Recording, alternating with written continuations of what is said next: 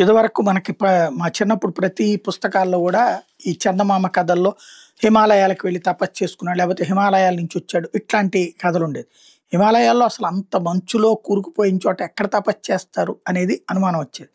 ఇప్పటికి గూడా అక్కడక్కడ ఉన్నారు అని చెప్తుంటారు. లేటెస్ట్‌గా ఒక వ్యక్తి ఫోటో, వీడియో బయటకొచ్చింది. ఈ ట్రెక్కింగ్‌కి వెళ్ళేటటువంటి వాళ్ళు తీశారనమాట. ఆహ్, అతను భారతీయుడే, సతీంద్ర. ఆయన ధ్యానం చేస్తూ ఉన్నారక్కడ. తపస్సు చేస్తూ ఉన్నారు. ఆ ప్రాంతంలో ఉన్నటువంటి ఉష్ణోగ్రత ఏంటంటే -55, -55 నీళ్ళు ఇట్లాగా తీసుకొని ఇట్టా పోసేలోపు అది గటగటి కింద పడిపోతుందనమాట. అంత ఏరియాలో తపస్సు చేసుకుంటూ ఉన్నటువంటి విషయం బయటపడింది.